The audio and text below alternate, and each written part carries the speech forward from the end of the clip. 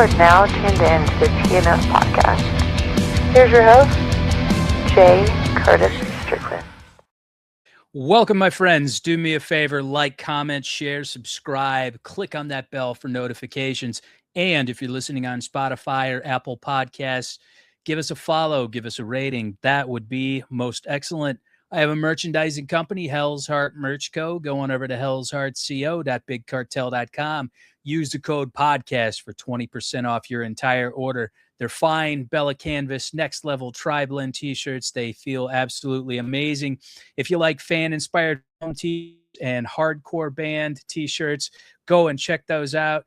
Like I said, they feel super soft and amazing. It's better than your cheap-ass Gildan shirts. So check it out. Please support. That would be most excellent. From the chaotic emotional catharsis of Ben and On the Might of Princes, to the groove-driven, socially charged hardcore of Orange 9mm, the haunting vocal ferocity of Julie Christmas, and the towering shoegaze meets doom sound of Spotlights, our guest tonight has kept busy across just about every corner of the heavy music underground. He also releases solo work under the moniker Light Tower and writes for New Noise magazine. Please welcome the hardest working man in hardcore, Chris Enriquez.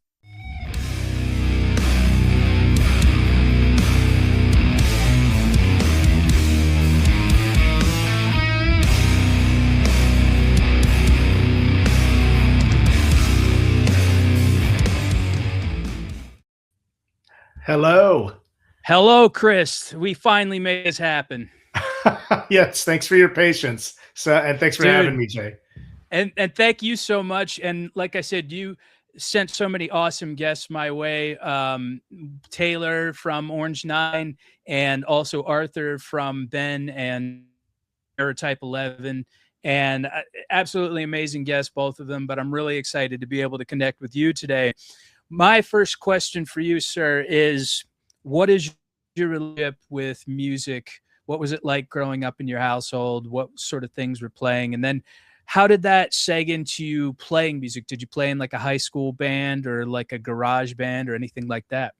Oh, yeah, absolutely. So, I grew up on Long Island in New York, and the town that I was in was fairly close to Queens. So, there was a lot of diversity as far as music that I was exposed to because the city was so close. And, my parents were really into Billy Joel and Tina Turner and like Frank Sinatra. I was born in 1980. So, they were coming out of sort of music from the 60s and 70s. And I think that because I grew up on Long Island, Billy Joel was such a big part of the household. And in the town I grew up in, we were on the North Shore, which is where he was from. So I heard that in the house, and my piano teacher, which was my neighbor behind me, she would talk about seeing him play all the time, and she taught me how to play Piano Man and other Billy Joel songs. So that was kind of like a big part of being a Long Islander. Very stereotypical, but my mother played piano as well, and my sister. So that was the first musical instrument I played. And I was also sort of in this town that I was in, which was called Manhasset. The thing is, like, it was very conservative. It was very Christian and very Republican. And, I was definitely sort of not, I didn't fit in very well. So that's where aggressive music sort of crept in, because I think that I just never felt welcomed everywhere that I would go. And it was the only non-white family on my block. So in my very early years, I remember maybe hearing like Guns N' Roses or something on the radio, and it channeled whatever anger I had in me. And then I eventually, wanted to ditch the piano, and the drums were just what grabbed me the most. And, I think that like I had like a urge to beat on something. And so drums were just the thing, and Appetite for Destruction suddenly became my portal to starting a cover band with my friends, and we would play, their songs, and eventually we graduated to Metallica, and so all the sort of like early hard rock and more of the commercial heavy metal bands of the mid to late '80s were kind of instrumental in what led to my playing in bands and learning how to play music. Did you have any sort of proto bands for before any of your current projects? Yeah, this band that I was in, I would say sort of early high school, like freshman year, that band sort of morphed out of the cover bands that I was doing when I was in grade school, and we were called Fall with Grace. And we started out sort of doing cover songs, but then we started writing our own songs. And once we started getting into learning how to write our own songs, we eventually started to see there was an underground scene to latch onto on Long Island, and that scene that we eventually became part of, you could call it the Long Island hardcore scene, but also, I think on Long Island the hardcore scene was very different than other places because there was an element of melody. So I met like a lot of the guys that ended up in Brand New and Taking Back Sunday and sort of that whole circuit.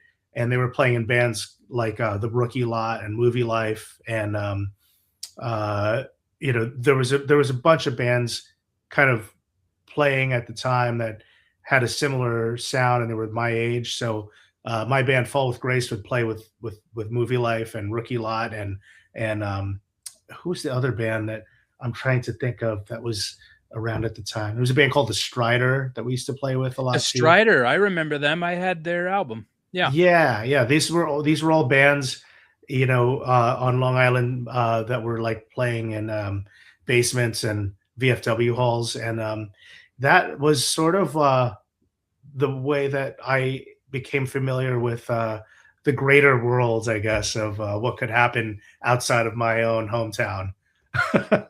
you know. Sure. Yeah. And with the Long Island hardcore scene, I've had so many amazing artists from that scene on the show before, and I actually auditioned for a band up in Long Island, so I very well could have been part of that scene. What do you feel like about that scene, aside from the melody, really kind of sets it apart? Because it seems to be just diverse all around, and like you've got your VODs and you've got your silent majorities and like your brand news and Taking Back Sundays. What are other elements you feel like sets it apart from the rest of the country? I mean, I've thought about that a lot because it was very bizarre to watch it go from what it was, which was a bunch of kids in basements and, like I said, VFW halls and things of that nature, to MTV and eventually arenas, which is um, very profound. And I think honestly, like, to focus on the melody for one thing, like a lot of I mean, maybe Jersey, I guess, is the only other scene I can think of that has something in common um, with Long Island because of the melody. I think that is probably precisely what allowed it to have wings. Um, when you're from the suburbs, I think there's two things about that. Number one, we're in the shadow of New York City, so we feel, I think, this sort of inferiority complex, um, where we don't feel like we're taken seriously, and that was sort of, I think, a huge part of what pushed bands on Long Island to try harder. Historically, I think that was always the case with even the bands that preceded us that were, that didn't enjoy that success, like bands like Silent Majority, for example. Um, you know, I think I think that band was a huge reason why the bands we're talking about sounded the way they did, but I don't think that band set out to do commercial things like what Brand New or Taking Back Sunday ended up doing. And then, of course, you have your VODs and your Glassjaws. Also very melodic, but still on the more abrasive end of things. And so I think that like all these bands were influenced by what was happening in New York, but they weren't getting noticed as much. So You know, the melodicness of it must have been what caught the attention of record executives, that made it sort of spill over and take on the life that it did. You know? Yeah, I remember so many bands, especially around the early 2000s. I started to kind of come up in the late 90s, mid late 90s, and just remember the explosion of so many bands coming out of there. And it really was such a rich tapestry of music that was coming out of that area of the country. I love it. I think it's great. And a label, one of my bands actually did a release on a label that was out of Long Island. I think they're defunct now, but it was really great to that was a first release we ever did. And I got, like I said, got to travel up there and got to see Glassjaw at the Roseland Ballroom. And Oh, nice. it was, yeah, just amazing time. So I have somewhat of a special kinship with that area. My next question is, what was your first non-metal, non-hardcore concert? And then what was your first hardcore show? And what do you really feel like hooked you, aside from what you had mentioned earlier, kind of feeling like an outcast? What about hardcore and punk rock really kind of took you in? Well, that's a that stuff is like always my favorite stuff to talk about because it's kind of stuck with me forever. I'm still into the same stuff, obviously, but the first non-hardcore concert was an '80s new wave musician named Howard Jones. And every time I mention that to people, of course, a lot of especially younger people, the first thing they think of is Kill Switch Killswitch Engage. Engage. No, Yeah. there was a white guy named Howard Jones who was like Okay. really big in the '80s, and he was a new wave artist. And he played Radio City Music Hall. And my sister was a new wave kid, and she really got me into like Duran Duran and Depeche Mode and The Cure, and even the Pixies, which is not new wave, but like she eventually started going to shows, and that was the one show I was allowed to go to for whatever reason. And so I remember that very vividly because I was already into music and the excitement of seeing a crowd and a band on stage playing really loud. That was like very impactful on me. And then eventually, before I started going to hardcore shows, I saw Skid Row opening for Guns N' Roses in 1990 at Nassau Coliseum, and it was right before Use Your Illusion came out. So that was like a really big deal for me. And Metallica Black Album, I saw that same tour that year. Oh, wow. Yeah. So, those were all rock concerts. So they were very still like out of reach. And then, I saw this was kind of a hardcore show concert, sort of mashup because it was Roseland, which is not exactly a club or a VFW hall type situation, but it was a helmet show. And it was in 1994 or 95. And Sick of It All, who I'd never heard of at the time, were opening. So that was the first time I saw a mosh pit or participated in one. And because it was still the early 90s, there was still a lot of like really raw stuff in the atmosphere that you could see. I remember seeing a lot of fights and skinheads and gang members and all sorts of stuff. But my first like show in a like normal hardcore situation was Avail at the PWAC in Lindenhurst, which was it was the People with AIDS Coalition, and it was a place run by members of Silent Majority and Millhouse and probably Mind Over Matter, Artie's band, and they were doing all ages shows, and they were happening constantly. And it was Avail with Bad Trip, Warped Weeble Wobbles, and Garden Variety. And that show changed my life because it was such a big, diverse array of sounds. Like Avail was sort of a little bit more on the melodic hardcore tip, with their southern flair on it. That was something that was very unique to me at the time. And then Garden Variety was this Long Island band that had like a Fugazi unwound kind of thing. I don't think that if I walked into that show and saw that I it's possible I wouldn't have sort of explored that side of music. A lot of people around me were going into the heavier end of things, and they would end up being in bands that probably had more in common with Hatebreed or Madball. And when I saw this particular show, I mean, if my first show was a Madball show, it's possible that my future would have been sort of in that direction. But I saw something that was a little bit more off kilter, I guess you could say, and that sort of off kilter, angular aspect of punk or hardcore, whatever you want to call it, really sort of set me in that direction. That's kind of a recurring theme on this show, and you and I kind of come from the same era, is that the diversity of the shows, in that you could go and see a ska band or a crust punk band or some sort of grindcore band, and then see, like you mentioned, like a tough guy hardcore band like a Hatebreed or a Madball or a Neglect, and they'd all be on the same bill. And like the Victory samplers, where it would just be so many different genres and styles of bands on there. And I almost miss that, and I wish we could see that again, at least in more prevalence, more frequency.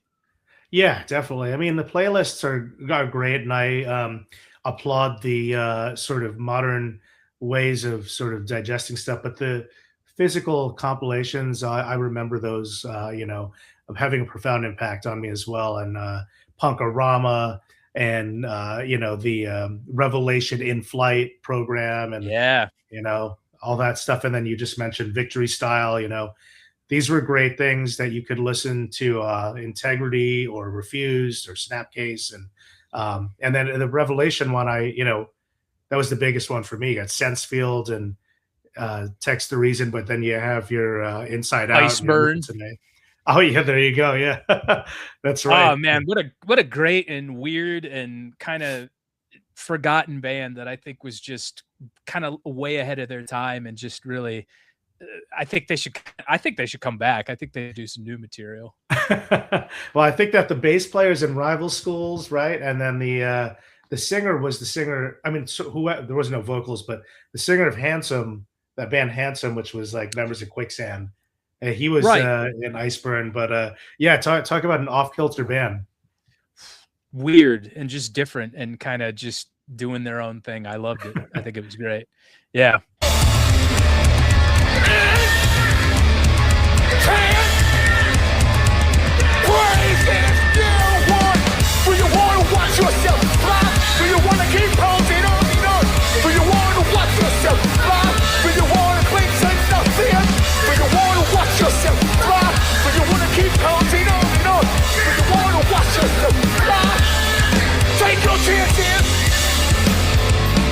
So I remember Orange 9mm, my first exposure to them, and I was talking about this with Taylor whenever he was on the show, was 120 Minutes, Matt Pinfield.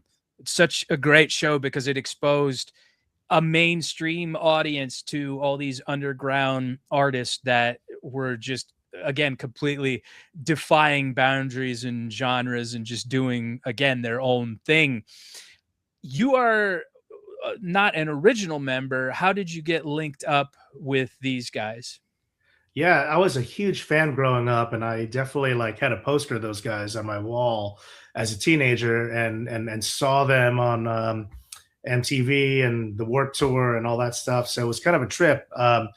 Basically, when I was moving to the city, which would have been when I was about 25, I lived around the corner from CBGB right before it was taken away. And then I was also one block away from a club called Lit Lounge, which basically was this party place that a lot of folks, you would go in there and you'd run into a lot of people, whether it was this is the time that the Strokes were really big. So I remember going in there and going to parties, and you would see Karen O from the Yeah Yeah Yeahs, or even at one point I ran into James Iha from the Pumpkins. It was a place. I saw Bill Murray one there once. It was a place where you would party and go nuts. And then sometimes you would have these celebrity sightings, but they were always in sort of their habitat. So it wasn't a big paparazzi thing. It was just people in a basement drinking, smoking,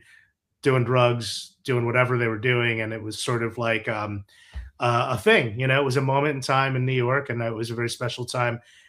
And upstairs, you know, so there would be these packed parties downstairs, and it was very much dance parties, like you know, hipster sort of era, like prime time. And then upstairs, you know, you had to go upstairs to leave the place because this was in the basement. And one day I was walking upstairs and I noticed that there were like two DJs and it wasn't that packed, but it was really good music. And then I looked up and it was Chaka from Orange 9 Millimeter and Sergio from Quicksand and eventually Deftones. Deftones. And so I just couldn't believe it. I introduced myself to them, and I think they did this party at least once a week. So I saw them there frequently. I wouldn't say we became like close friends by any stretch. I was very young and sort of very intimidated at that point, you know, by my heroes. So it was a couple of years later that I connected with Gavin from Burn, which is Chaka's other band before Orange 9 Millimeter. Right. And he was my trainer, still is actually, Muay Thai trainer. And Burn being one of my favorite bands, I was always trying to get into the band, and they were doing reunion shows. And then when Tompkins Square 2022, they did the you know, I think it was the Black and Blue, and then it was like Madball, Cro-Mags, Burn. I got to play drums for Burn. Oh shit! At that, and then eventually, when Orange 9 was sort of talking about getting back together, I kind of heard about it through various people, mutual friends, and I was able to convince Chaka to let me in there because the original drummer had moved to I think Hawaii, if I'm not mistaken, and he had stopped playing in bands and kind of moved on with his life. And that was probably like 2 years ago or something. 2 years ago, I think. Yeah. Because we started playing about a year and a half ago, I think. So wow. it was. And how does that feel to be like, how does that feel to be playing with legends, like people that you looked up to? Like, surely that's got to be surreal. Like, you're just like, what sort of reality am I living in here? Absolutely. I mean, every time, you know, I end up in a situation like that, it's like always sort of like a pinch me moment. And then I like sort of have to step outside of body and be like, wait a second, I'm not like the 16-year-old kid anymore, you know? But I also like to kind of remain in that excitement because I still listen to these guys' bands, you know, like even when you know, I had played that Burn show, like, and I didn't know if I would do it again. Like, it's still like a regular occurrence where I'm going to listen to one of those Burn EPs. You know what I mean? So, right. It's a great feeling to be able to have the respect of people you've been listening to for so long, and then also an immense amount of pressure to try and not only uphold what they created for the fans that still want to see and hear it, but at the same time, it's also like a huge pleasure to believe that you have that ability to bring that, you know what I mean? Because I would say as a fan, I know what I would want to see and hear if I went to see Orange 9 Millimeter in 2026, and I don't want to be the guy that people leave and go, wow, that really sucked, the drummer really dropped the ball, or you know, I can say many times without naming bands that I have been that guy where I've walked into a reunion show and, you know, left and been like, wow, that was terrible. Like, who was the new guy that they got? You know, what was that all about? You know, Anyone you want to drop like that you were just kind of disappointed with? I know I don't. Black Flag's in it. I saw Black Flag with Ron Reyes, and you know, it was exciting. It was Greg Ginn and Ron. Yeah, it was exciting, okay. I would say, but like it's like I also, you know, I didn't love the rhythm section, you know what I mean? It was cool to see like Greg and Ron as like actual members that were playing that music, but like right. I didn't love the rhythm section, and they were sort of like the new guys. So Greg, give me a call if you're watching this. Yeah. Man, I'll tell you what. Did you see Flag?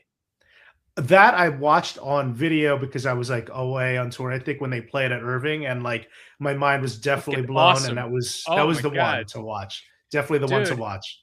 I kick myself every day because I probably could have waited a little bit, but I had tickets to go see Flag, and it was in, I want to say Asheville, North Carolina, and I had the opportunity job in LA, and I sold the Flag tickets. And Oh, like I said, I could have waited a little bit, just a, like a week or so, and I didn't, and I I fucking kick myself every day for that. Like you said, watching the videos, it was just like, holy shit, like this has kind of the essence of what I feel like it would have been like, you know, 20, 30 years ago. Like it was just so solid. And the fact that they had such reverence by like, I think there was only one like replacement member, but the four-fifths of it was like the OGs, like Keith and like Chuck and yeah, Dez and yeah. all Oh those guys. god, yeah. Yeah. That was a great thing to see on video. I wish I saw that. What a great fucking, idea they had. Yeah. Well, and they could legally get away with it because they weren't technically using the black flag Yeah, yeah, anyway, but exactly.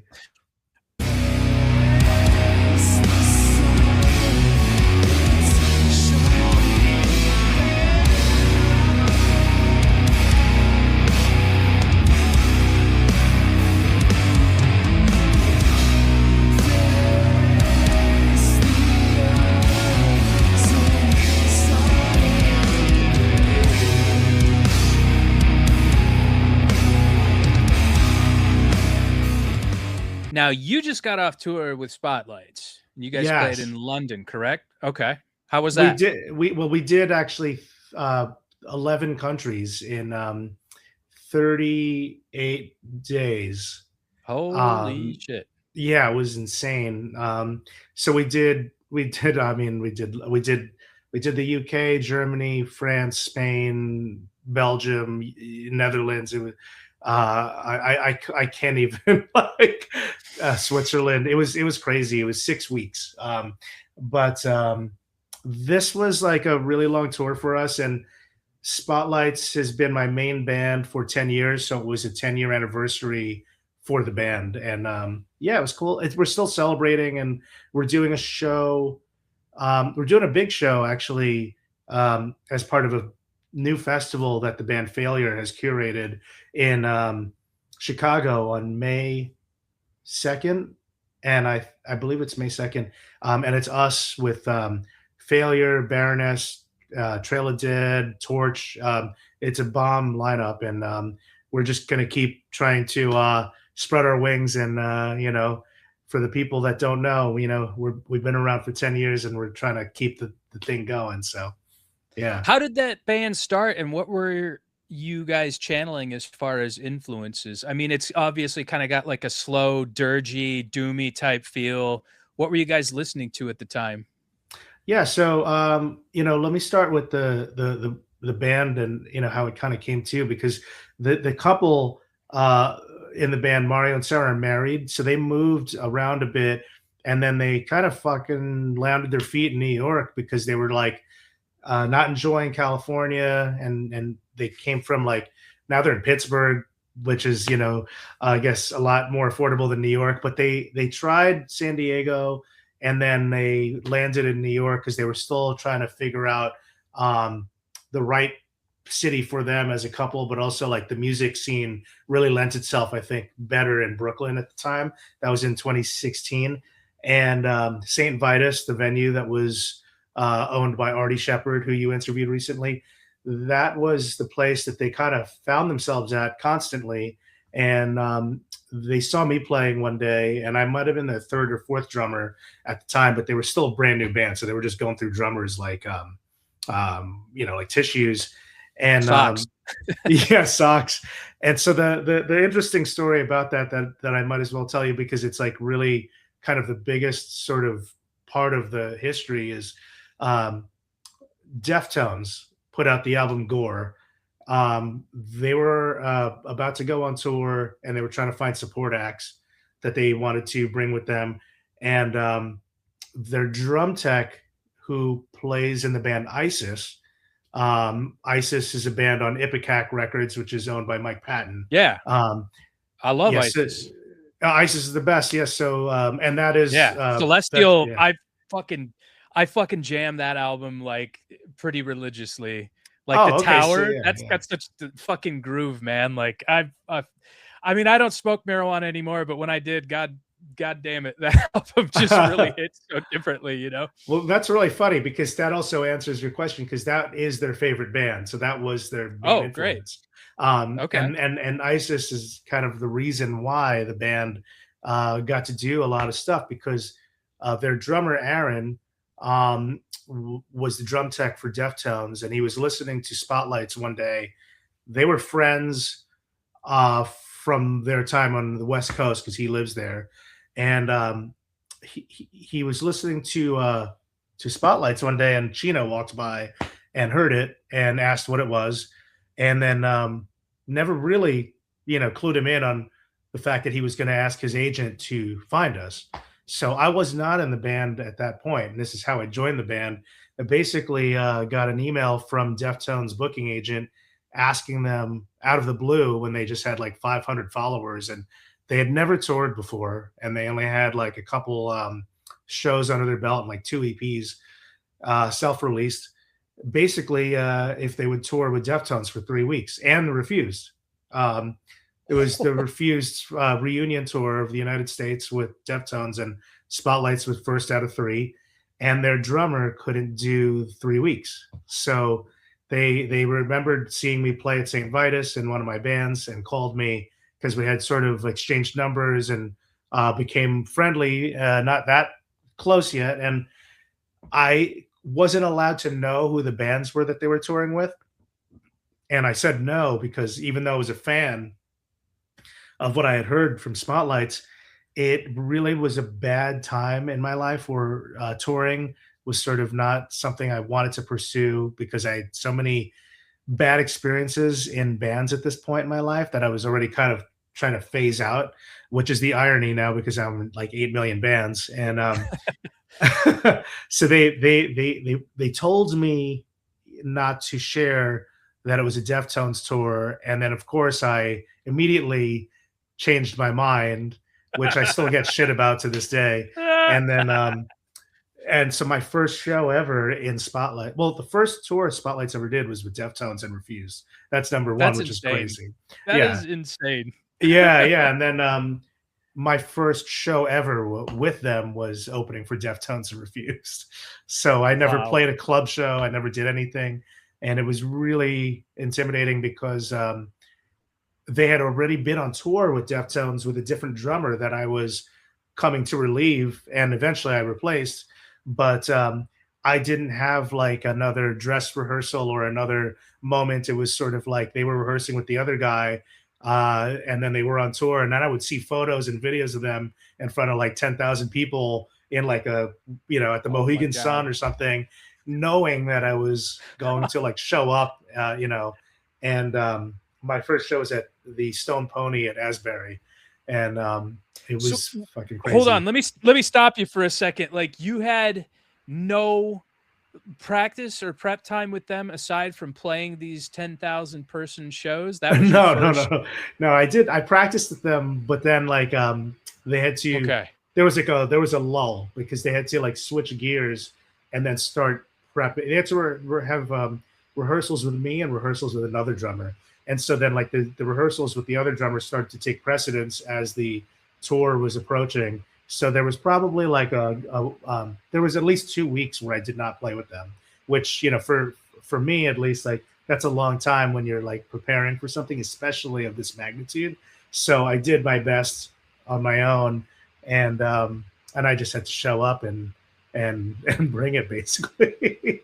So that was interesting. Oh my God. Yeah. They essentially just threw you into the fray. That's insane.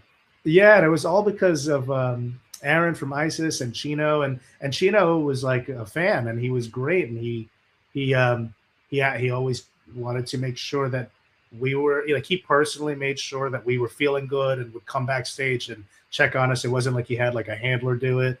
He was very hands-on. And then And then on the last day, he like learned one of her songs and sang with us. It was crazy. Oh shit. Yeah. So Wow. there's like a video online somewhere of him like singing a Spotlight song with us on stage. Oh, I Yeah. gotta see that. He seems Yeah. like a really genuine and down to earth guy, and like the fact that they bring out bands, like I saw them twice, and the first time I saw them, they brought out Baroness, who were fucking Yeah. awesome live, and the second time they brought out Dillinger Escape Plan, which Yes. was I can only imagine like you go from like I first discovered Deftones when I was in high school. I think Around the Fur was out, and they had Adrenaline and Around the Fur, and then I think they unfairly got lumped into the new metal crowd just Oh because yeah. of Yeah. the bands, the kind of bands that they were playing with at the time. But then it's like you go back and listen to those albums, and they're not really like that at all. In fact, like Adrenaline kind of has the same sound as far as recording quality wise, and even the same spirit and kind of feel of like your Helmets and your Refused and stuff like that. And Yeah. you know, Yeah. I think it's great that they were able to bring out such a wide array of bands, and like the people that kind of grew up with them that lumped them into that new metal category, their fucking heads must have been exploding when they were hearing the Dillinger Escape Plan. Like, what the fuck is this? Yeah. You Yeah. know? I think that they also like had credited like bands like they were supported by a lot of bigger bands themselves. Like I think Pantera took them out, and uh, Corn. Corn. And I saw recently, I didn't even know this, that like Kiss took them out, and they got booed. And a lot of these, well, Corn was like that was a good fit, but I think a Sure. lot of bands took them out where they got booed on stage because they were not a fit. So they they really, I think, to this day go out of their way to like try to expose their fans to bands that they like and want to support, and they don't really have, you know, a thing where it seems like a manager's picking the bands or somebody from the label. And I think it's very personal to them, probably because they're trying to honor sort of like, or correct like sort of like how things could have sort of been for them in the early days. Because I think, you know, maybe like first maybe Pantera took them out because they were fans. I don't know, but it also seemed like maybe they were sort of forced into a lot of tours that they didn't necessarily make sense on, and it was kind of a tough Probably. thing. So, you know, Yeah. kudos to them to correct history and kind of you know, change things up for bands coming up. You know, Definitely, definitely. yeah, They kind of outlived that whole genre stigma, which to be fair, like I had Scott from Earth Crisis on this show. There were a lot of good bands that were kind of lumped into that new metal category. Like Machine Head is not a new metal band. At least their older stuff is not, like yeah. fucking like they did so many bands did, and I just felt like it was it wasn't a flattering description. Yeah, I mean, like, especially now that like new metal has sort of come back into fashion, it's easier for people to kind of look back, and I think, you know, everybody probably had a guilty pleasure or three, but Sure. yeah, I mean, I think Deftones to me was a post-hardcore band. I think they had like sort of Absolutely. very much expressed, you know, how much they loved Bad Brains and obviously Quicksand, and eventually, you know, they had the bass player, but you know, and also, you know, a lot of bands like Refused were the same way, you know, and they kind of paved their own thing. Dillinger also, like, they kind of took what they wanted from hardcore that made sense to them, and then they kind of regurgitated it in their own sort of flavor. And I think that's way more punk than sort of like doing the sort of paint by numbers thing, which Copy I've paste. Yeah. never really. I mean, yeah, there are bands that I like where I'm just like, I like this sort of very you know, I there's a reason why I like, you know, Hatebreed, right? But at the same time, like sometimes I do enjoy listening to a band that is kind of got like 5 different flavors for me to sort of like, especially when it's done well. And that's the thing; it's got to be done well, because when it's done bad, it's not good. And the Right. bands that we're mentioning, these are bands that have done it well. You know, Absolutely. yeah. Absolutely. And, my first exposure to Bad Brains was through the Deftones, because I remember they did a cover of Right Brigade, Hmm. and I was like, who is this? And it doesn't really sound that much like Deftones, but they still are able to kind of put their own spin on it and make it their own, And that Yeah. was the first, like, I didn't grow up in that era, like when it was like, the Rock for Light and like all those Sure. amazing albums. So that was able, that exposure was able to kind of take me to where I could go back, and I'm sure like a lot of people as well, and like discover this amazing influential band and the indelible mark that they left on the punk and hardcore and just the music scene in general. Couldn't agree more, man. They're if not my favorite, like in the top 3 of my favorite bands. So, and I got into those guys probably just through seeing the Nirvana "Smells Like Teen Spirit" video, because there was a guy wearing a Bad Brains "I Is Can't there? Die" t-shirt. Yeah, there's a guy like crowd surfing in a Bad Brains shirt, so I just bought it, and immediately sort of figured out what punk and hardcore was and started going tape to tape. Yeah, yeah, Yeah. yeah. Wow.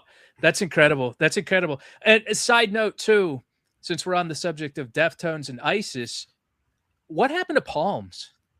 Oh, so I mean, I don't know an answer to that, but Palms actually was so Palms and Spotlights was the 2 members of Spotlights, Mario and Sarah, were in a band called oh my god, Sleep Lady, and they were a band from San Diego, and they opened for Palms, and that is how the connection between Aaron and Spotlights happened. And I don't necessarily think there was ever a personal connection that was made with Chino that led to what happened. But that it's funny you should ask that, because that was what led to it. And then we ended up in Ipecac, of course. So that was also because of ISIS. And Aaron produced the band's full length Seismic and played drums on half of it. So the ISIS thing with us is like very connected. Sure. And I remember Yeah. Aaron did that band Sumac too, who I saw with Neurosis. So that's a funny thing. There's 2 Aarons in the band, which is always confusing. So we were connected through Aaron, the drummer. So there's Aaron, the singer, right. and Aaron, the drummer. Yeah. But forgot about Sumac that. is incredible, unbelievable band. Yeah. Especially Yeah. live. Yeah, it was- Yeah. It was great to see them.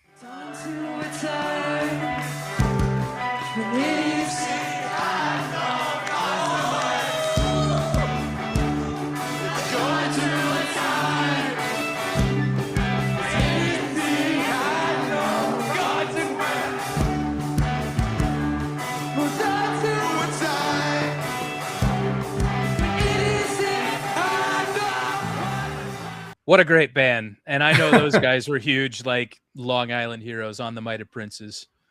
Yeah, man. Which is a weird thing to say, because we definitely like didn't start out with a big audience at all. And so it's also bittersweet because our original singer passed away. So now the band is bigger now than we were before. But such is life, right? It's always like that. Like Right. you kind of start something, you don't know what's going to be like, and then sometimes if it does take on a new life, there's also things to consider, like maybe someone's not around anymore, or the band is even worse, like the band's huge, and you can't, for one reason or another, you can't get along enough to play a show for people. So so luckily we figured out a way to find the right lineup of people that we felt were appropriate, old friends of the band that joined us to honor the legacy of our singer. And we've been able to bring that music to, this unusually large amount of 17 and 18-year-olds and 20-year-old kids that somehow are interested in this music again. Were you an OG member? I was the second drummer, but the first drummer was in the band for like 1 full length. So I played on the remaining 2 full lengths. So I was in the band from 1999 to 2004, and then we broke up, and then we just kept doing reunions from there. Okay. Yeah. There was a woman in the band before me. Are you familiar with the guy? He was a Long Island guy, actually. His name's Bob. Do you know him? What was his last name?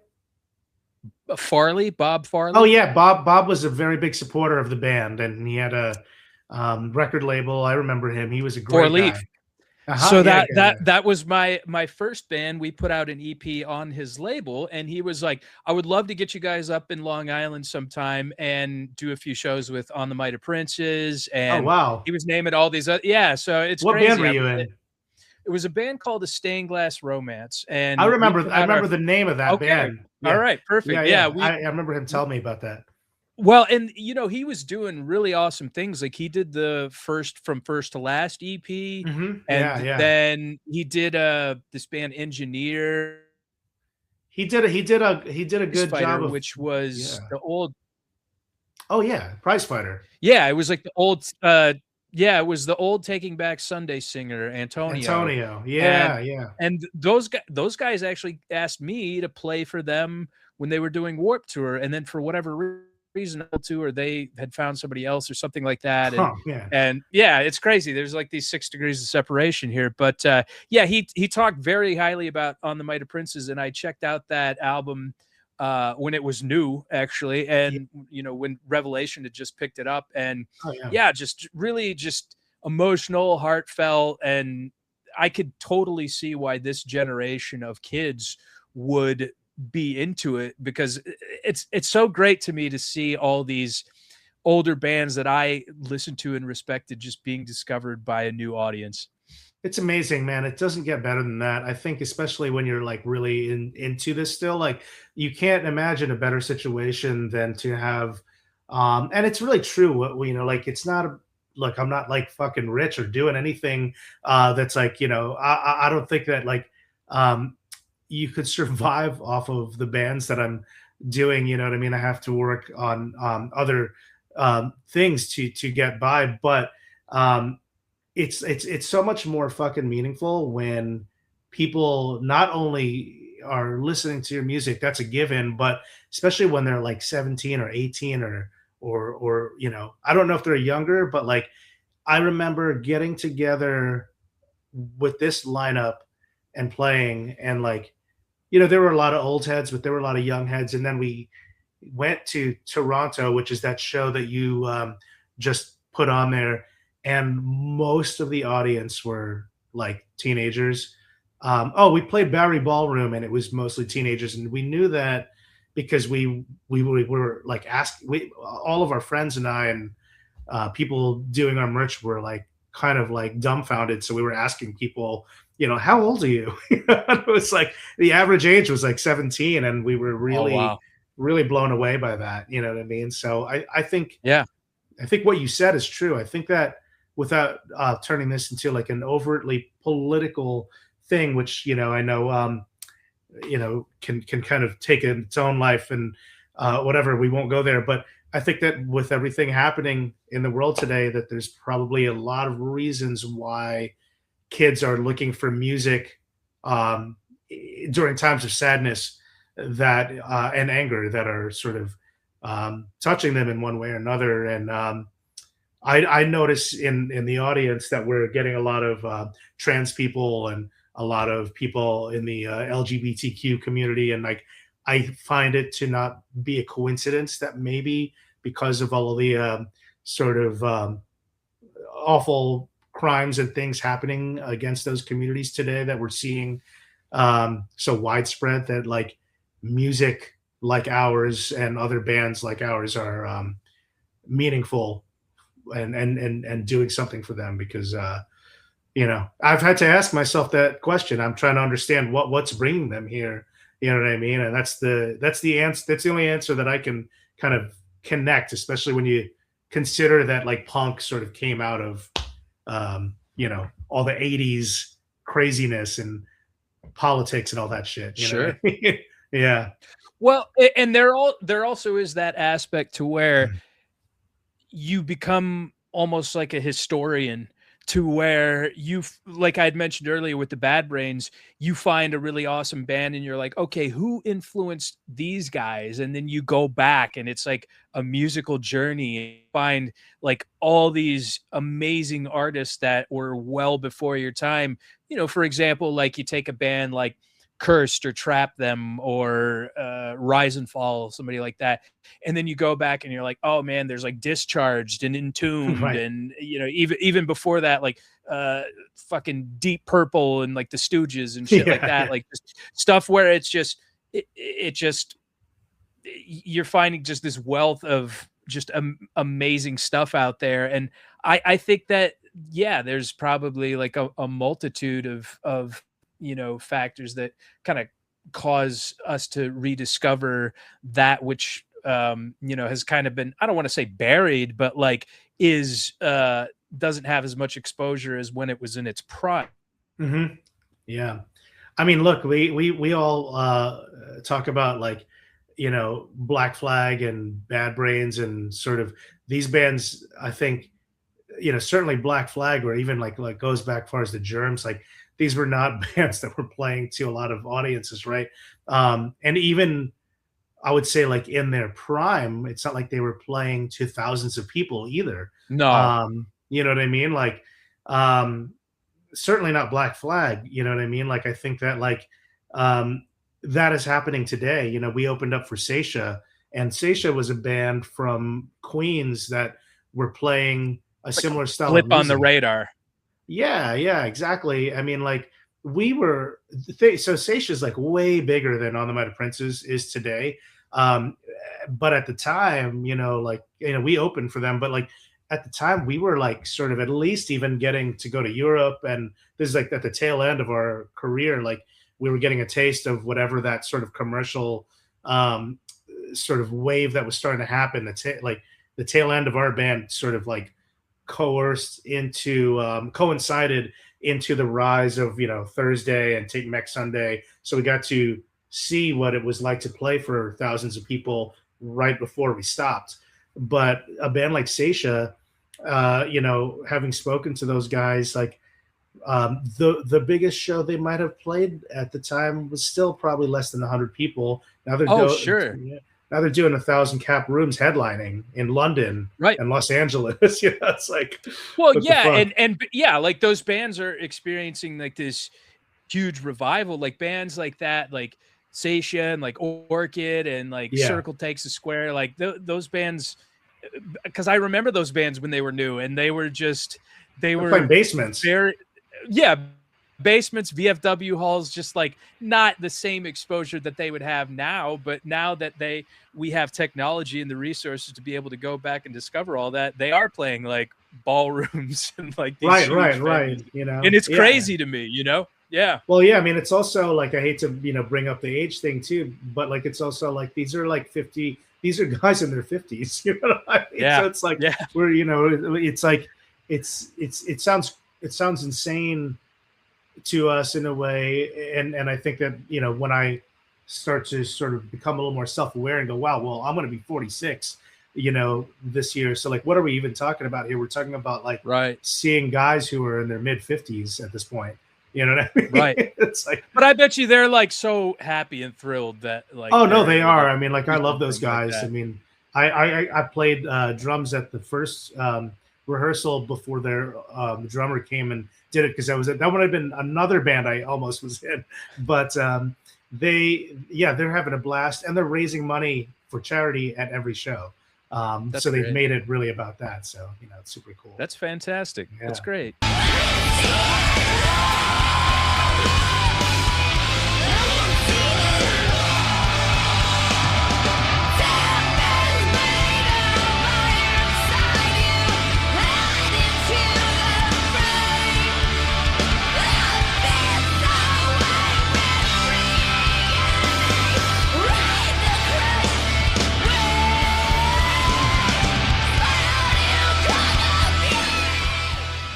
There wasn't a lot of John in there, but he was there. But yeah, in fact, John Lamacchia actually helped connect the two of us. And great dude. That was a fantastic episode. I really enjoyed talking to him. What's your involvement with them? How did you get connected with Julie Christmas? He's actually got a great story about it. Oh gosh, yeah. Well, Julie Christmas is like, so that clip, by the way, is with Metallica at Hellfest. So that's crazy. Oh, yeah, that's in France at Hellfest, and it was insane. I mean, I was like with Suicidal Tendencies, Metallica, Chelsea Wolf, Mr. Bungle. Spotlights played earlier, so I played twice in the same day, and that was in front of like 10,000 people. That was fucking crazy. So Wow.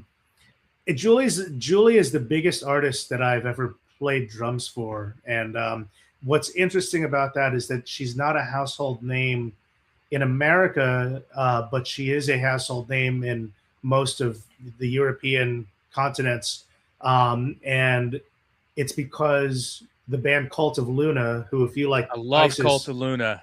yeah, like, so the real quick, I'll tell you how I got involved, but just to kind of give a brief sort of history, like Cult of Luna, big band from Sweden, and you know them, and they've been around for a long time. Julie Christmas is a very early New York City, born and bred, sort of noise rock artist, sort of in the vein of Swans and a lot of that sort of like no wave stuff. And she started in a band called Made Out of Babies, and she's played shows at CBGB's with Unsane and all over the place since the 90s. And I guess she went solo, and Johannes, the lead singer of Cult of Luna, was a huge fan, and then invited her to do a collaborative record called Mariner. Great record. Yeah, it was hailed as a Rolling Stone called it a masterpiece. It was fucking insane. So that whole thing really changed her life, and then consequently, like all of our lives, because it gave her a rebirth from being this obscure artist. I mean, she's still obscure, but like this super underground artist to an international artist. And after Mariner did so well, she decided to put out a second solo record. And the solo record, she had enlisted. So her partner, Andrew Schneider, plays bass, and Andrew Schneider is a producer who has worked with everybody from Unsane to Ken Mode and like a lot of like noise rock bands. And John LaMacchia was an old friend of hers who played and wrote the first Julie Christmas record. And they're both born and raised in Brooklyn, so they have that sort of connection. And they're like roughly the same age. So that's how they sort of connected. And then Andrew recorded a few bands that I played in, and they needed a drummer, and then I came up and tried out.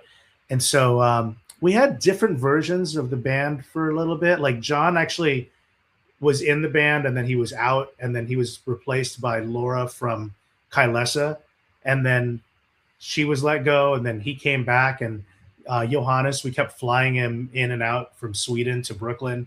And we started writing a record, and we were rehearsing for Roadburn in Tilburg in the Netherlands, and then the pandemic hit. So our show we started rehearsing in 2019. The show was supposed to be 2020. It never happened until like 2022, and then the record was put to a halt, and then it never came out until 2024 because we had like recording stopped, everything stopped, the world stopped. And then that clip you played from Hellfest was in 2024. And so, we finally got that record out, and then we toured for a year extensively. And she's like a very big deal out there. It's crazy. Like we played one show in New York, and it was like at St. Vitus, and it was just barely sold out. And then we go over to Europe, and it's like we're playing a festival with Metallica Stadiums for 10,000 people, and like in nonstop. Why does Europe always like cooler shit?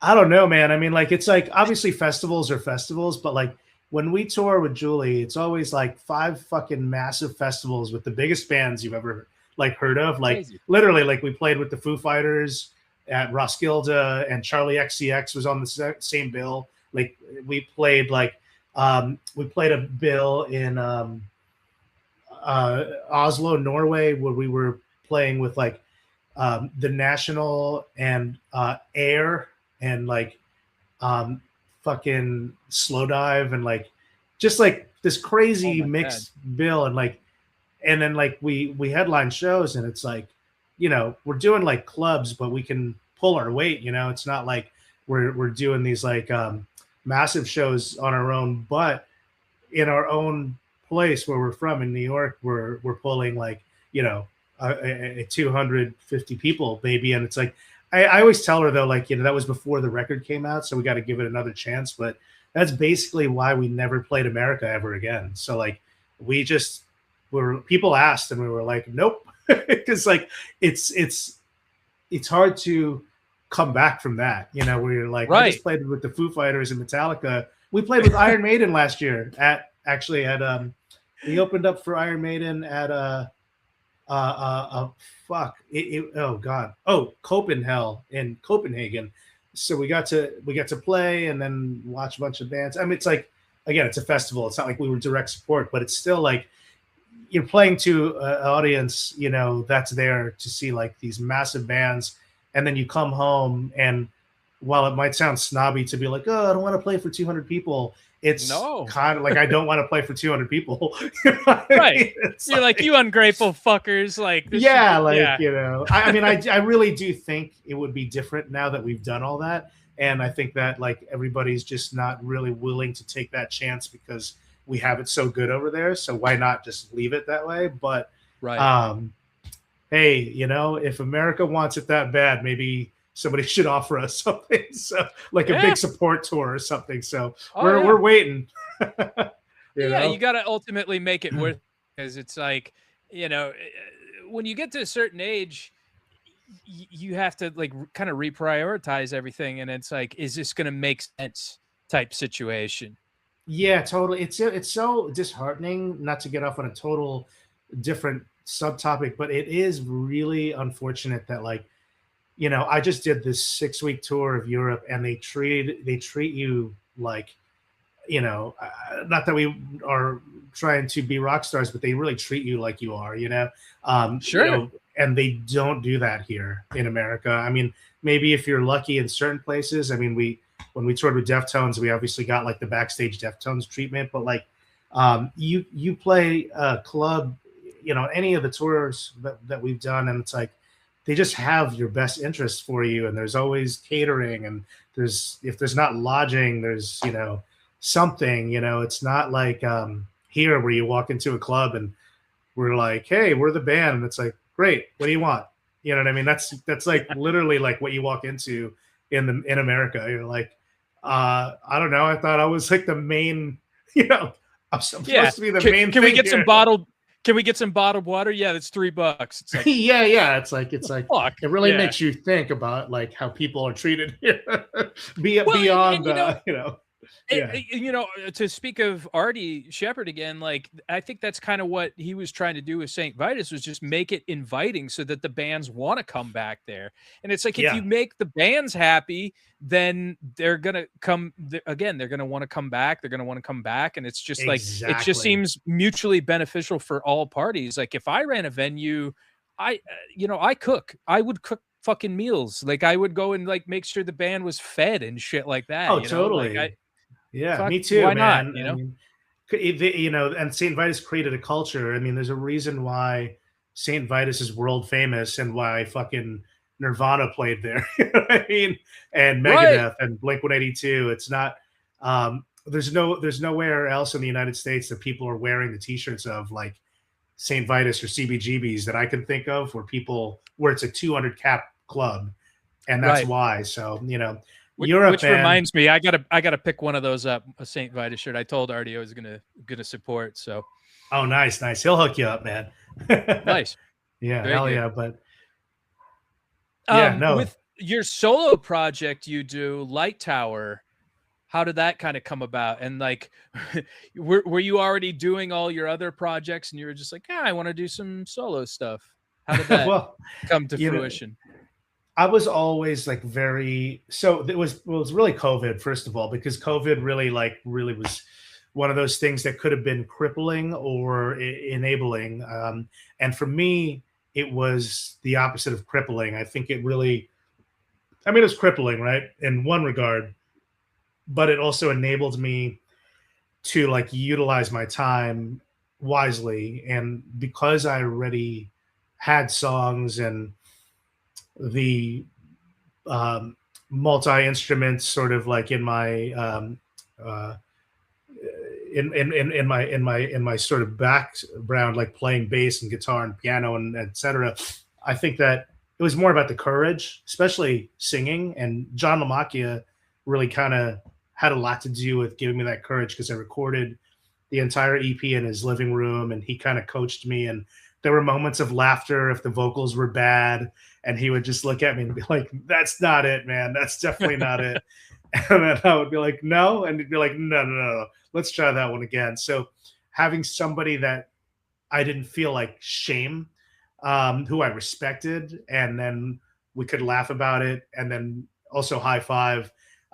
He also shot the video for the EP. I had a video for a song that was also shot in his living room. So we got really close, and I think he really had a lot to do with that. And I have my hat goes off to him on so many levels.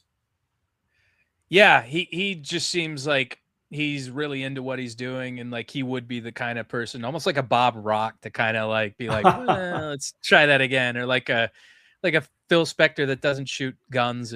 Yeah. Well, that's funny too, because like, okay, well, before I get off topic with John, I want to say something about the last thing you said. But John is also just he's a true musician. Obviously, like he was in Candiria. I know you interviewed him, and like he respects music so much, and it's inspiring for someone like our age. I think for me to look at music for what it is and not for anything else outside of art. I think John really is like such a encouraging person to kind of just be like, "Come on, man, you got this stuff in you, you got to let it out." And like he really knows how to pull it out of you. So but I was just gonna say, I recorded on a Ramones tribute album, and I did the song Danny Says, and Danny Fields, the manager of Ramones, actually showed up to the session and talked about recording with the Ramones with Phil Spector. And I was like, well, when did you realize it was time to go? And he was like, when people with machine guns started showing up to recording sessions. So it's kind of weird that you said that, because he actually told me that directly to my face, like in the middle of recording a Ramones cover. I mean, I know he was an oddball, but like, why did that happen? I mean, I'm just speculating here, but like, and by the way, that Ramones tribute that I was on is awesome. Everyone should check it out. It's got members of like Slayer and Voivod, and gosh, it's just it's called a Ramones Redux, and it's like every song has different players from different bands paying tribute to the Ramones, and I'm on a track, and I'm on Danny Says. But I speculate because the guy was hiding something, so he had armed security to make sure that if somebody was to bust in on a recording session, which would be kind of where you would find Phil Spector, I guess, like, he wanted to be ready for battle. He just needed some extra muscle. Strange shit, man. But I guess that's pretty badass. Yeah, I saw the movie that had Al Pacino and Helen Mirren, and yeah, the guy he seemed like a real, I mean, shit, he fucking, was a very violent person, but he just eccentric, was good at what he did, unfortunately, right, some real bangers of albums, but yeah, just it's kind of how they come, I guess, right? Not a good person in real life. Yeah, for sure. Oh god. Yeah, interesting. All right, we're gonna do some rapid fire questions. Please.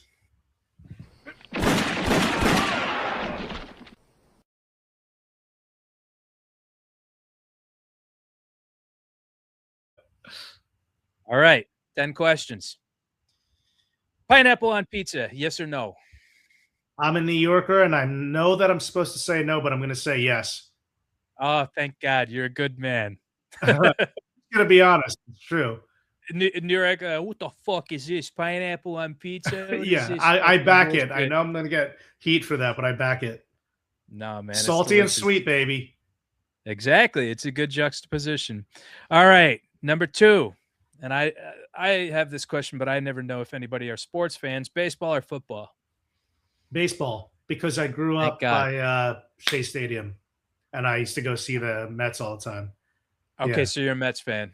I mean, I'm not like a big fan of like any teams because I'm so like I don't follow much anymore. But I just grew up seeing the Mets, so like it's like part of my youth, you know. Yeah, definitely. Well, and I was a big Yankees fan growing up until I realized they fucking bought all the good players from every other team. I was like, that's fucking cheating. It's like, that's some bullshit. And then, going to LA, I just had to naturally root for the home team. So I became a Dodgers There fan. you go. Yeah. Yeah, man. Number 3, since we were talking a lot about Europe, this will be an appropriate question. Best places to play nationally and internationally. Best place to play internationally, I would say London. If you can't bring it in London, that's usually like a play. Like if you're relevant in any way, shape, or form in the States, London should be a fucking leg up for you. Okay. And then uh, nationally, I would say honestly, dude, like fucking New York, man. I think New York is the same thing. Like if you're gonna come to New York and you have some sort of relevance or anything serious to be taken, like you better bring it because there's no excuse. There's too many opportunities and too many chances here for you to fuck it up. You know what I mean? Like I think it's hard to fuck up London and I think it's hard to fuck up New York. Like, there's no excuse to fuck up in New York if you're like a band. Like figure it out. You know what I mean? Yeah. There's literally a million fucking clubs. Like you can get a good show. Just put your mind to it, All right. Number 4, Star Trek or Star Wars? Star Wars. Star Wars. Okay. Well, even the current state of Star Wars. No, I don't follow, but it's just I grew up on it more. I have like formative experiences with it in the household. Okay. You know what I mean? Yeah. I mean, I love William Shatner. Oh, William Shatner, man. He rules. He is doing a metal album now? I know. I don't think it's his first one. Oh, it might be. I feel like, well, he's dabbled. Okay. I know that. Yeah, I think I've seen videos of him like dabbling and stuff. Shit, man. Like, well, what else are you going to do at that age? I know Christopher Lee did one a while back. It was like symphonic, like orchestral metal. Fucking incredible. Pretty interesting. Yeah. Number 5, beach or mountains? Beach. Just because I grew up on Long Island and I grew up going to the beach, and the beach is just sort of like part of my natural habitat. Even in the city, I'll go to Rockaways or Coney Island. So it's the beach for me. Okay. Yeah. Less mystery too. Mountains, you get a lot of mystery. I don't like that though. You don't like the mystery, no? I mean, no, I do like the mountains. We like to go hiking, but I also don't like the idea of like, some fucking animal coming up. At least like if you go in the water, you know what you're in for, but like you're not like wondering about that on the sand. Right? That's true. Yeah. You can get to safety very quickly. Yeah. Yeah. Okay. Never thought about it like that, but yeah, that's very, very good point. Number 6, fantasy concert or show lineup, maybe 3 artists. Okay. I mean, I would put Bad Brains on there. I mean, they're not at the top of their game, but it's always sort of this like magical feeling to see them. I would throw Bjork on there. I'm a massive Bjork fan. And then probably I would say like Massive Attack. That would be a hell of a show. Yeah, that would be a great show. That would be a hell of a show. That would be a phenomenal show. Yeah. Wow. Okay. Wow. Yeah. All right. That's a fucking great answer. Best New York hardcore band. The best New York hardcore band. Oh, God, you're gonna kill me here. I mean, like, Age of Quarrel is the best New York hardcore record ever written. Thank you. But I can't say that for the entire catalog. I'm sorry to say. I like Best Wish, and there's like there's records I like, but it's not like a 10 out of 10 bulletproof straight down, the line. So I guess I would have to say, Jesus Christ, why is this so hard? I'm gonna go with Sick of It Well, All. Okay. Which one? Oh, you mean album? Yeah. Oh, I thought you were asking band, like best New York hardcore band. No, I did ask band. I'm sorry, but like your favorite album is Sick of It All. It would definitely be the album that I saw them on in 1995. Scratch the Surface. Yes, thank you. Scratch the Surface. Yeah, that's the one. I mean, like obviously, Blood, Sweat, Tears has classics, but like, I also liked the follow up to that album, but that's the one for me. Scratch the Surface. Okay, yeah, I think it's their most kind of focused and refined. I like. Yeah, it's got like heavy it's just shit too. Perfect middle ground of their entire catalog. Yeah, definitely. And what you were saying about Cro-Mags, and I'll probably get shit for this. I think Alpha Omega is a good record.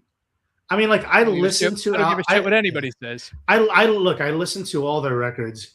A lot Alpha Omega and like Near Death Experience are records I listen to more out of fascination. Revenge I will listen to out of fascination. And the only reason to listen to those albums. Yeah. I mean, like the musicianship's great on Revenge. The musicianship's great on all of it, but like and like I listen to like the recent stuff that Harley does. I'm really excited for what he's about to put out that he announced the other day. But I mean, Age of Coral is just the best. You know what I mean? It is what it is. Yeah. So yeah, can't beat it. All right, cats or dogs? Dogs. Do you have a dog? I have had dogs. At the moment, I don't, but I think I'm going to get one eventually. Okay. What would you get as far as breeds?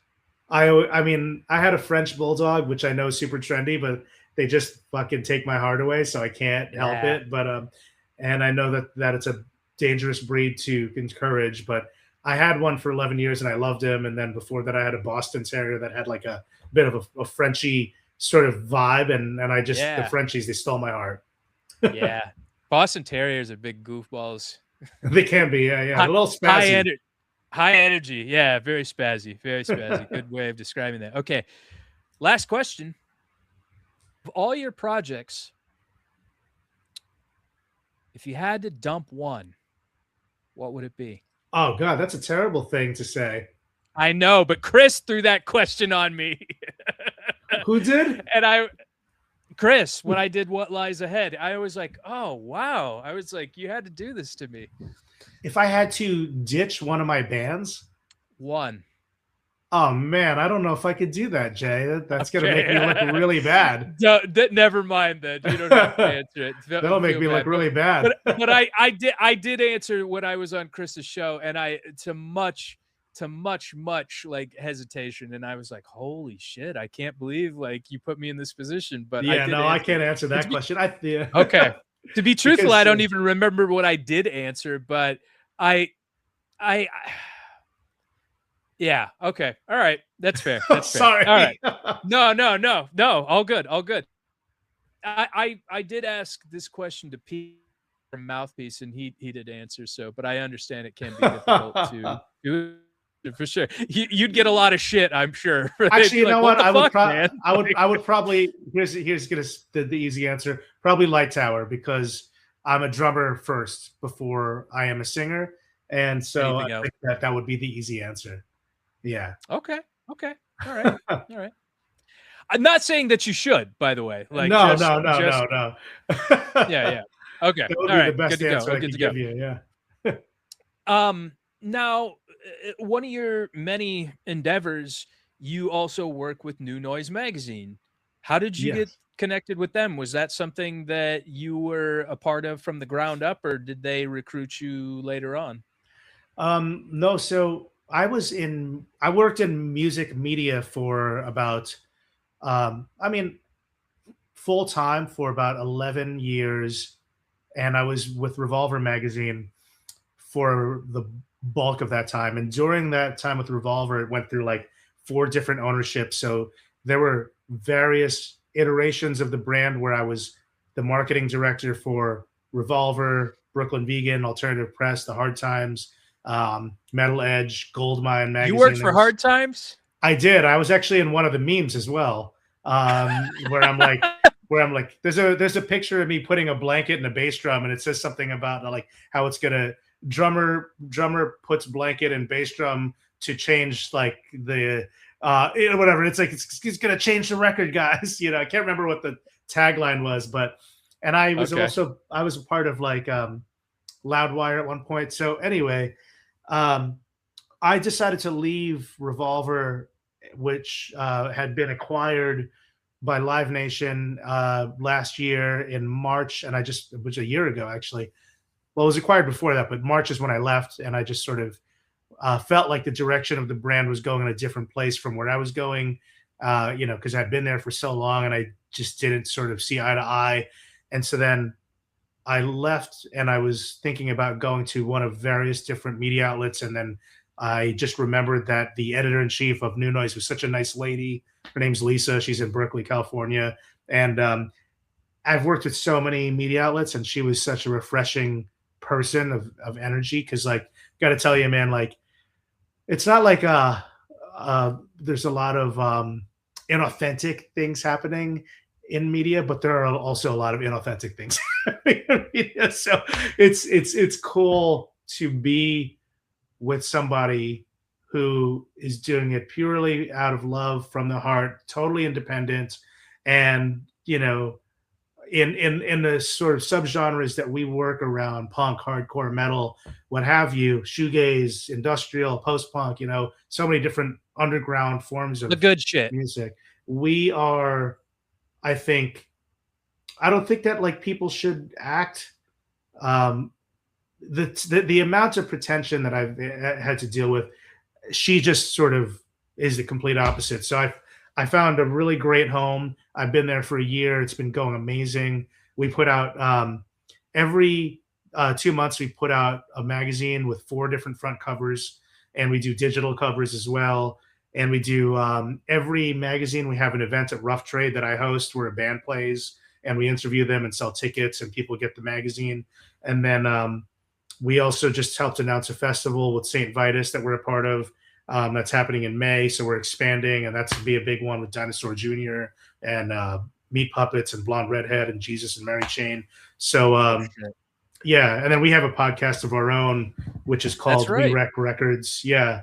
So we're just, I showed up and I was like, let's not just sit around idly and, you know, let these other sort of media outlets, you know, with their corporate money kind of like run the gamut. We're real, we're on the ground, and we have something to we have something to say, you know. And so we've worked really hard, and I'm so proud of what we can do as a team, because there's only like 3 full-time people at our company, and we have a bunch of freelancers, and we are just constantly like around the clock just making sure. Yeah, I was about to ask, do you have people that contribute that just do independent, you know, articles and editorials and stuff? Okay. Yeah. We have freelancers. So, you know, it's like, I mean, everybody does, but with us, it's like kind of like we're only able to handle so much on our own, and we try to find people to bring on board that are passionate and have the same sort of taste, you know. So we got people that review books, and again, podcasters, and people that want to do events. So it's a community. That's the thing I like the most. It's a community more than it is a company. It's very inclusive and not exclusive, and that's the most refreshing part about being part of New Noise, you know. And kudos to you guys for doing it in print still, man. Thanks, man. Yeah, and it's worldwide too. It's the crazy part. It's not just here in the States. You can buy this in like Asia and UK and Australia and New Zealand. It's crazy. So like we really didn't want to be one of those companies where like we're skipping out on like what you and I probably used to do when we were kids. You know, you go to Barnes and Nobles, you know, you see a magazine with like you know, Angel Dust on the front cover or Speed, and you pick that up and you're like, holy shit, this is a new world. We want to be that, you know? Right. Yeah. That's awesome, man. That's Yeah, really yeah. awesome. Thanks. And of all the places and all the bands that you have played in, what is the craziest tour story that you have? Usually funny are the good ones. I had this. I didn't know what I was going to tell you, and then right before I joined this today, I thought of one, and it relates to you and I just talking about Pro-Mags. So this is a crazy story. Okay. Um, so Mr. Bungle took us on several tours, spotlights that is, and Mr. Bungle is now Mike Patton, Scott Ian from Anthrax, and Dave Lombardo from Slayer on drums, and then the other guys, Trey and Trevor from Mr. Bungle's original lineup, and they cover tons of old hardcore and punk songs, including "Malfunction" by Cro-Mags. And we opened for them, and Harley came out and sang it. Oh And shit. then, yeah, it was crazy. And then we ended up doing a U.S. tour and a European tour, and they played it every night. And I never really got too comfortable around those guys because it's like still like these guys are like these legendary dudes, and you don't really feel like you should be getting in their way or trying to overstay your welcome. It's kind of just like, yeah, you're honored to be there. But after like a certain amount of time, at this point, we're in Europe. I can't remember the name of the country, but it was a strange one. Like it was a small country, one that I'd never heard of until I got there. I wish I could remember what it was, but it was somewhere in Europe. And I had to have done like at least 37 shows with Mr. Bungle at this point between the US tour and it was a high number of shows. So, naturally, like we are socializing a little bit more than normal within reason. And I had this fantasy from day one when I saw Harley sing Malfunction that I would get to sing it with Mike on stage. And Mike Patton, I mean, he's not exactly somebody who you want to go up to and ask that question, but I had this dream fantasy that maybe I could do it if we were in the right time and place. So I was so we loaded into the venue, and Mike is walking around, and I just sort of was, hey, what's up, man? I had a really weird question for you. I really love Cro-Mags, and I'm from New York City, and I know all the words to Malfunction. If you ever need help singing it, if you want to have someone sing it with you, I'd love to do it. And he goes, I think he misheard, or he didn't hear me say sing. He was like, if you ever need, if you're interested in having me go up and do it with you, let me know. So he's like, how well do you know the song? I'm like, really well. And he goes, all right, why don't we try it at sound check? So then he goes backstage, and I guess I might have not said sing, and that's a key thing for the story, because then Dave Lombardo from Slayer came out of the dressing room, and he goes, and the whole time this is happening, one of Mr. Bungle's techs, I think it was the drum tech, witnessed this happen because, and he's instrumental in this story because he was aware that I wanted to sing, but Mike Patton was not aware of that. So Dave from Slayer comes out and he's like, hey, what's going on, Chris? So I heard you wanted to play drums on a song tonight. And I'm like, in my brain, I'm like, oh, Jesus Christ. This is not what I asked for. I mean, I could do it. But like also I was kind of embarrassed and didn't know what to say. So it was like, sure. Like, what do you say? You know what I mean? So he's like, well, my drums are a little different than yours. I got two bass drums, like as if I haven't just seen it a million times or watched a million Slayer videos. Like, I got the two bass drums with the felt beaters, and like, you think you could handle it? And I'm like, yeah, no, I should be fine. And then he walks away, and I'm like, oh my God, what is even happening right now? And then his drum tech looks at me, and he's like, I know what happened here. Let me go fix this. And I'm like, Jesus Christ, this is so embarrassing. Like, I've caused like an unnecessary confusion where I've like overstepped my boundary and I don't know what to do now. Right.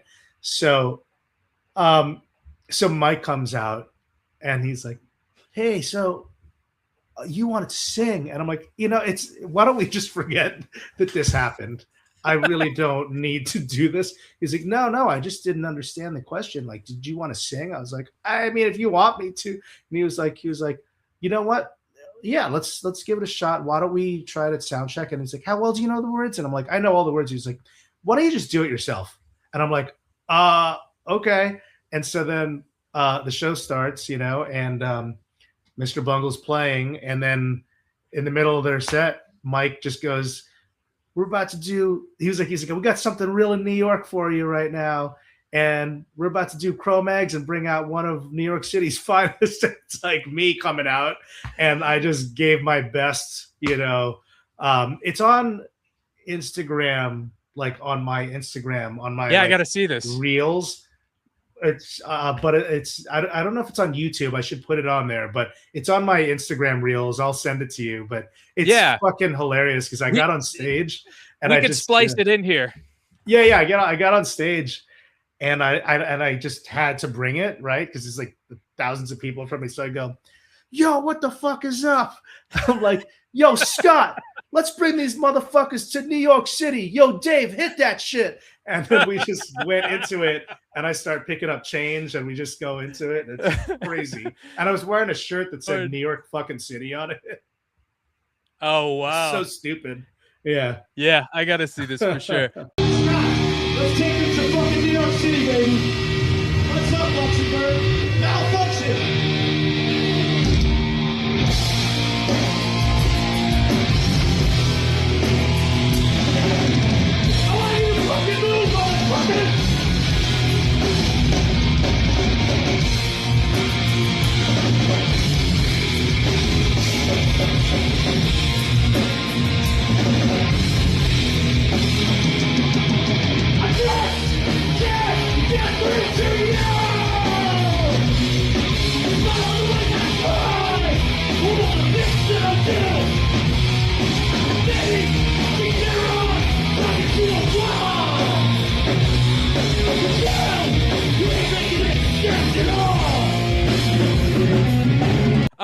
Wow, that's great. That's fantastic. Yeah. Oh, I got. Wait. Did he give you any feedback after that?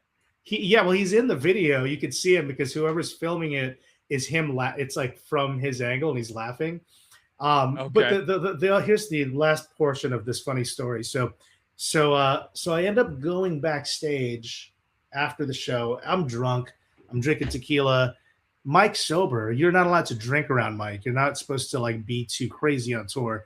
So I'm like nervous as shit because their tour manager, who is tour managers are always intimidating because their job is to make sure that everybody's doing what they're supposed to do and that they're not doing what they're not supposed to do, right? So he came into my dressing room and goes in a British accent, which sounded real official, of like fucking like Spinal Tap scene or something. He's like, hey mate, you've been drinking? And I'm like, yeah, I have. And he's like, come with me then. And I like followed him thinking the worst. Like, am I getting kicked off the tour? Was my band getting dropped from this label? And he opens this door and it's Scott Ian and Dave Lombardo with a bottle of Jack and a whole bunch of red cups and a couple of their friends. And they're like, yeah, he drinks. And they close the door and I sit down and we just all fucking take some really awesome Jack Daniels shots together. And I just fought every fiber of my bone not to selfie it because I really felt like that, like, it wasn't like the Deftones show where I felt like I had arrived. It was like that moment where I'm like, wow, I'm like just chilling. And if I take my phone out and get a fucking photo, I'm now a fan. And right now I think I'm a fellow musician on the road. So like, I just kind of took it all in and it's living up here. You know what I mean? Yeah. And, you point that out, like being a fan and whatnot. I had that experience with Walter Koenig from Star Trek, to speak about Star Trek again, like he was all asking me, like, cause I met him at it was like a little small convention. And he was like, where are you from? Where do you, do you live here and stuff like that? And we were really talking about like, his acting experience being a part of conservatory, which had like James Caan. And then I asked him for a selfie and he just kind of was like, sure, like that. You're an actor. You're an actor.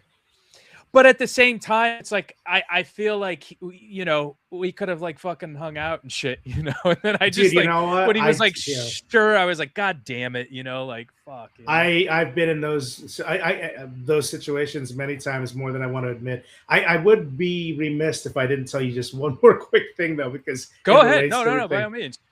all means. This is a tie between what I just told you and this, but that clip that you played of Julie Christmas at Hellfest, when Metallica played, Robert Trujillo is a huge Candiria fan. No shit. Yes, and he had the bass player for Candiria, Mike McAvor, who is also, you know, he played in Marauder, and he's also in Lamakia's solo project. He texted Rob, you know, to be like, John from Candiria is playing the same show as you, and he's there. So he gave Rob John's phone number, and me and John and our keyboard player Tom Tierney were backstage, you know, basically just like we were watching the band Extreme from like we were drinking and watching the band Extreme play More Than Words, because I was just like, guys, this is crazy. Like, we're fucking playing with Extreme and they're playing. This is not a bar band. This is the band, you know? So Right. we were just like cracking up and, you know, drinking beers and laughing our asses off. And we got this text message from somebody that said, hello, is this John from Candiria? This is Robert Trujillo's security guard. He would like to see you in the Metallica compound if you have time, you know, at this time frame. So he's like, oh shit. And he's like, okay, can I bring my, you know, my drummer and my keyboard player with me? We're all like kind of hanging out.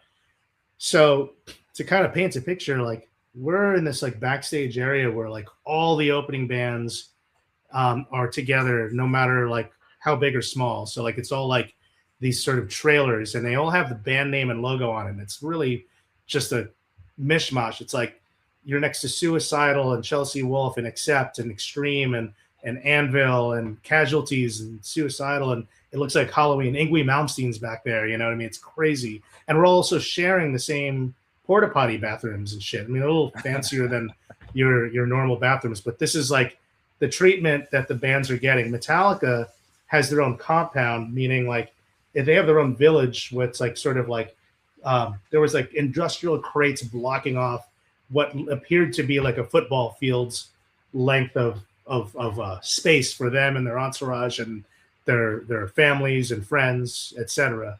And so we get there and it's like Secret Service vibes, you know, like security guards with fucking in-ear monitors and shit, and they're not taking chances with anybody. So I remember we got to the compound and it was like really intense. Like, it's like, hey, what are you guys doing over there? Yeah, all right. Well, we got to verify that. And then they were like, stand over there. Like, okay, you know, and like we're just getting yelled at, you know. And so they finally told us that we could go in, and we were just standing in like this huge field. And then Robert starts walking towards us with a personal security guard, let alone the 4 security guards waiting outside. And of course, this guy's got it in ear. They got to make sure these guys are like, you know, okay at all times, no matter what. And we just sat there and talked to him for like 45 minutes. And then through that time, every member of Metallica walked in one by one at one point with their entourage, like past us. And we didn't take any selfies or pictures and had to kind of let that marinate. And so those are moments that I would say like have to be mentioned in the funniest things that have ever happened on tour. Man. So yeah, man, that's incredible, man. Dude, you've got shit. You should write a book. I think that you know, I have to. Yeah. I mean, hey, you know, to self-indulge myself, maybe I will. You know, I'm not sure how many people would read it, but I think that you know, I definitely have some entertaining stories to tell. Yeah. Oh, fuck. I'd read it. Shit. Like Thanks, man. No, I mean, I love good like tour and road stories, man. And it sounds like you've just got like just a cornucopia of them. So that's great, man. Thanks, man. And you know, a question that I ask everybody on this show is, what is one piece of advice that you would give to your younger self? I mean, you know what? I was going to be fucking honest with you right now. It would be don't do cocaine. Don't do drugs. I mean, honestly, I yeah, I could get I deeper can than I that. Yeah. no, but I can totally relate to that one. That's a really great piece of advice. Yeah. I mean, yeah, when you get into, I don't care if you're into punk or hardcore, if it's like you're in the straight edge scene. I have seen so many people that were straight edge get into heroin. Some of these people have died. There's really, at the end of the day, you may not think that you're getting into a drug scene, but I think when you get into any form of entertainment, regardless of whether it's DIY or if it's like a big corporate mainstream thing, you are susceptible to things that come with nightlife, and drugs are, it's not so cliche because I'm like 46 now and I'm like, don't do drugs, but that's the piece of advice I would give myself if I could, because I think that while I have so many treasured memories of things that I obviously sat here and talked about, I think that things would have only been better for me in the long run, if I never sort of walked down those paths. But you're going to walk down the path you walk down, and nobody can sort of change that because that's just the way it goes. So Right. you learn from Well, those things. It be that your bad experiences inadvertently led you to good experiences later down the road. Absolutely, you have to look at that way. I mean, I think you speak of Chromegs, where like whether it's John or Harley, those guys have some really crazy pasts, and they're alive to tell the tale, and I think you can't really get to the other end sometimes unless you go through what you're going to go through. And if you make it to the end, then there's more of a reason for you to do even better. You know what I mean? Because then you should be even more grateful that you're there. You know what I mean?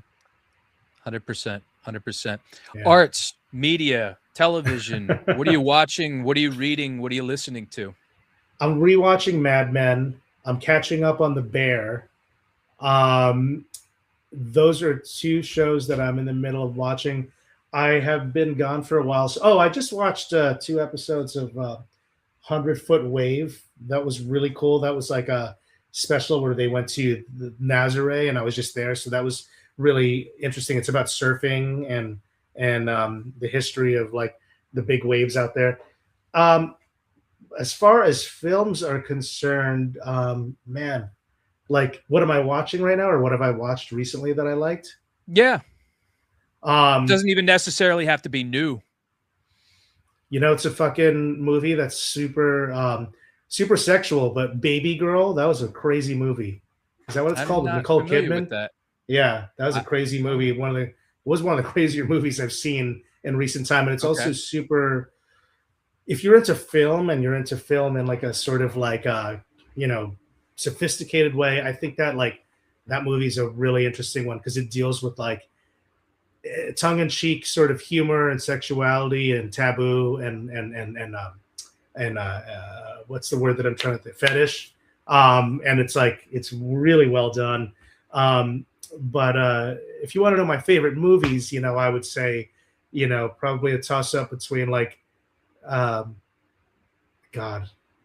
big fan of Better Off Dead and big fan of the Lost Boys classics.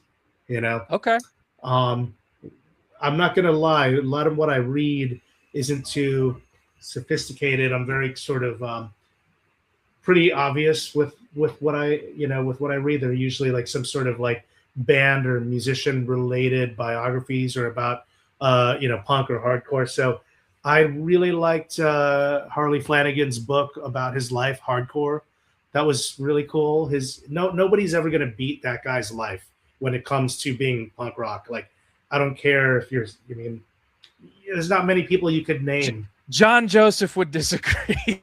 Sure, but we won't go there. But right, of course. Yeah. But if you want to hear the story, I've got a whole episode on. I'm aware. Yeah. Okay. Anybody who's listening too. No, it was a great episode. But really liked his book. But then, like earlier on in my life, I really enjoyed Get in the Van was an obvious one that was like really formative for me. And if I'm going to go with something that I would recommend to anybody today, I would say check out Nancy Burrill's book. I'm Not Holding Your Coat. It's about Al from SSD Control's wife.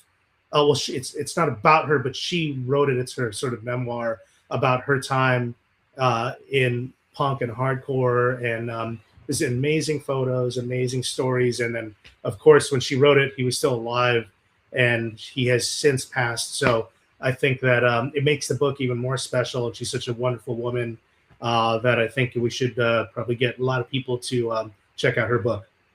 For sure. Yeah. And shout outs, who you want to shout out? Shout out. I would like to shout out to you for one thing, and like really appreciate you going out of your way to help promote people like myself. Like, I really appreciate it. So thank you, Jay.